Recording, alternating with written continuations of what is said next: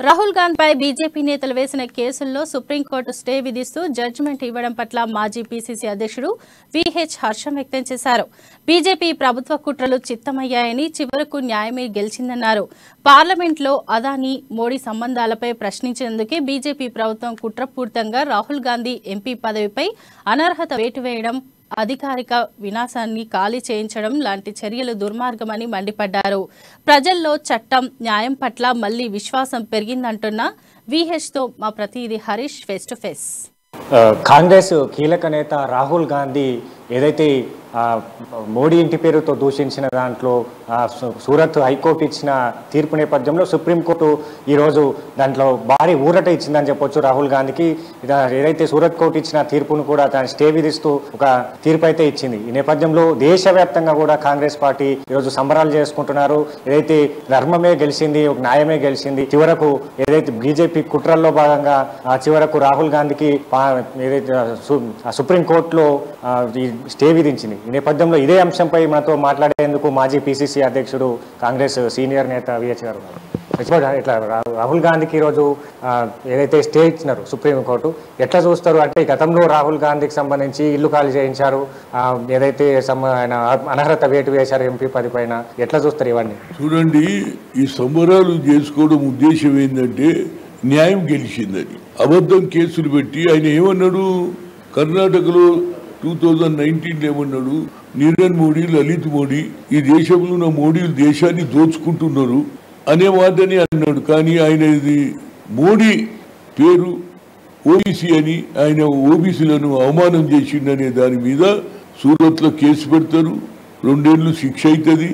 అది ఇమీడియట్గా పార్లమెంట్కి వచ్చి ఆయనను బహిష్కరిస్తారు. ఆ తర్వాత ఇల్లు కూడా ఖాళీ చేయిస్తారు.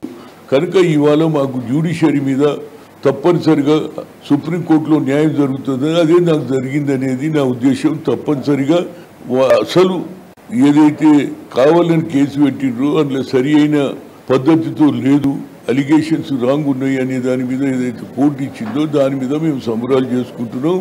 కన్యాకుమారి నుంచి కశ్మీర్ దానికి నడిచిన తర్వాత ఆయనలో ఆలోచనలో మార్పు వచ్చింది.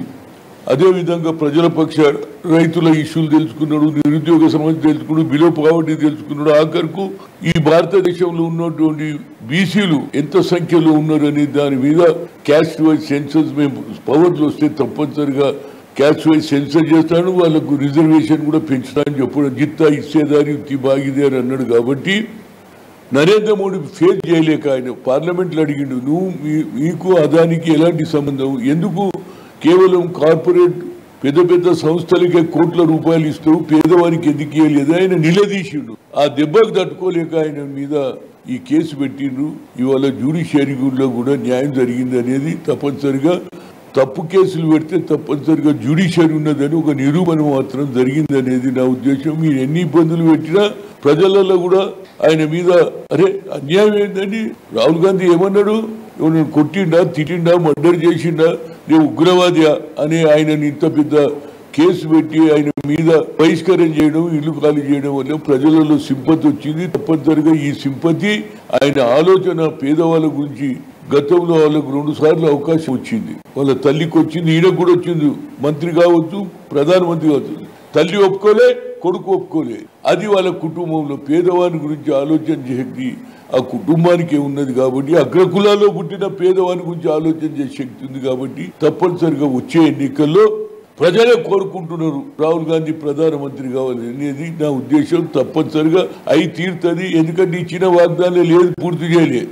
కేవలం ప్రభుత్వాలను పడగొట్టే దాంట్లోనే కాన్సన్ట్రేట్ చేస్తున్నారు. ప్రజలు ఎన్నుకున్నటువంటి ప్రభుత్వాలు ఈడీ కేసులు, సిబిఐ కేసులు పెడుతున్నారు. కాబట్టి తప్పనిసరిగా ప్రజలు రాహుల్ గాంధీ వైపు ఉన్నారు, రాహుల్ గాంధీని గెలిపించడానికి రెడీగా ఉన్నారు. తప్పనిసరిగా ఆయన ప్రధానమంత్రి అయి తీరుతాడనేది ఒక కాంగ్రెస్ కార్యకర్త, సీనియర్ నాయకుడిగా నాకు గట్టి నమ్మికున్నది అనేది నా ఉద్దేశం. చూడొచ్చు, రాహుల్ గాంధీ విషయంలో పార్లమెంట్ నుంచి అనర్హత వేటు కావచ్చు, అలాగే ఇల్లు ఖాళీ చేయించడం కావచ్చు, ఇలాంటివన్నీ చకచక జరిగిపోయి ఒకదాని తర్వాత ఒకటి ఒకే రోజులో అనర్హత వేటు వేయడం జరిగింది. దీనికి సంబంధించి బీజేపీ నేతలను ఆరోపిస్తారు. మీరు ఏం చెప్పాలనుకుంటారు బీజేపీ నేతలు? చూడు, జనానికి న్యాయం అనేది గెలిచిందనే చెప్పగలరు. అబద్ధాలు కేసు పెడితే అవి నిలబడాయి. అబద్ధాలు అబద్ధాలుగానే మిగులుతుంది, న్యాయం న్యాయమే మిగులుతుంది అనేది నా ముఖ్య ఉద్దేశం. ప్రజలకు అదే చెప్పదలుచుకున్నా. ఎవరి మీద కక్షతోటి కేసు పెడితే అది నిలబడదు. జ్యుడిషియరీ అనేది ఉన్నది, తప్పనిసరిగా అక్కడ న్యాయం జరుగుతుంది అనేది మాకు గట్టి నమ్మిక ఉంది. అందుకే రాహుల్ గాంధీ కాబోయే ప్రధానమంత్రి అని చెప్తారు. ఇప్పుడు మణిపూర్ అంశం పైన కూడా ప్రతిపక్షాలన్నీ ఏకమయ్యాయి, దీనిపైన చర్చ జరగాలి. మంగళవారం రోజు నుంచి కూడా చర్చ జరగబోతుంది. ఈ నేపథ్యంలో రాహుల్ గాంధీ పార్లమెంట్కి వచ్చే అవకాశం కనిపిస్తుంది. ఎట్లా ఉంటది? ఓన్లీ ఇప్పుడు చెప్పాడు, మరి ఆ కేసు ఇంకా ఏదైతే మన జడ్జిమెంట్ కాపీ వచ్చిన తర్వాత ఆయన పోతాడు. జడ్జిమెంట్ కాపీ రానప్పుడు ఎట్లా పోతాడు? జడ్జిమెంట్ కాపీ వచ్చిన తర్వాత తప్పనిసరిగా పార్లమెంట్లో పోతాడు. తప్పనిసరిగా మణిపూర్లో జరిగిన హింస మీద ఆయన గట్టిగా మాట్లాడతాడు. ముఖ్యంగా అక్కడ ఉన్నటువంటి ప్రభుత్వం, బీజేపీ ప్రభుత్వం కావాలని హింస ప్రేలిస్తుంది, పేదవాడిని దొక్కేస్తుంది.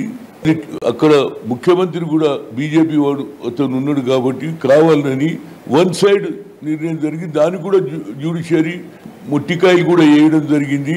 ఆ డీజీపీని కూడా పిలవడం జరిగింది. తప్పనిసరిగా అక్కడ మణిపూర్లో జరిగింది చాలా తీవ్రమైనది. దేశ స్వాతంత్ర్యం 75 ఏళ్ళు అయినా మహిళల మీద ఏది అన్యాయం, వాళ్ళ మీద ఎంత నీచమైన పనులు చేస్తుండ్రు అనేది, మర్డర్ చేయడం, ఆడవాళ్ళను నేక్టెడ్గా రోడ్ల మీద తిప్పడం అనేది నేను ఎక్కడ చూడలేదు.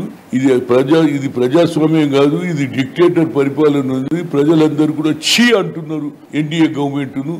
కనుక వచ్చే ప్రభుత్వం రాహుల్ గాంధీదే, రాహుల్ గాంధీ ప్రధానమంత్రి అవుతాడు అనేది నా ఉద్దేశం. ప్రధానంగా వచ్చి అయితే బీజేపీ సంబంధించి కుట్రలో భాగంగానే రాహుల్ గాంధీని ఏదైతే ఈ కేసులో కావచ్చు, అనర్హత వేటు కావచ్చు, అన్ని బీజేపీ కుట్రలో భాగంగా రాహుల్ గాంధీ పైన ఇలాంటి కొనసాగుతున్నాయి. ఈ నేపథ్యంలో మణిపూర్ అంశం పైన కూడా బీజేపీకి సంబంధించి అక్కడ ఎమ్మెల్యే ఉన్నారు, ముఖ్యమంత్రి ఉన్నా కూడా ఇలాంటి బీజేపీకి ఏదైతే అన్ని ప్రాంతాల్లో కూడా బీజేపీకి సంబంధించి ఇలాంటి హింసాకాండలే జరుగుతున్నాయి. వచ్చేది ప్రజల్లో కూడా రాహుల్ గాంధీకి జోడయాత్ర ద్వారా గ్రాఫ్ పెరిగింది. వచ్చే ఎన్నికల్లో సంబంధించి రాహుల్ గాంధీ ప్రధాని కానున్నారు. నేపథ్యంలో ప్రజలు కూడా రాహుల్ గాంధీ వెంటనే ఉన్నారు. ఇదైతే సుప్రీం తీసుకున్న కోర్టు తీర్పును కూడా స్వాగతిస్తున్నాం అని చెప్పేసి విఎస్ గారు చెప్తున్న పరిస్థితి ఉంది. కెమెరా పర్సన్ మనోజ్తో కలిసి హరీష్, హమ్మా న్యూస్.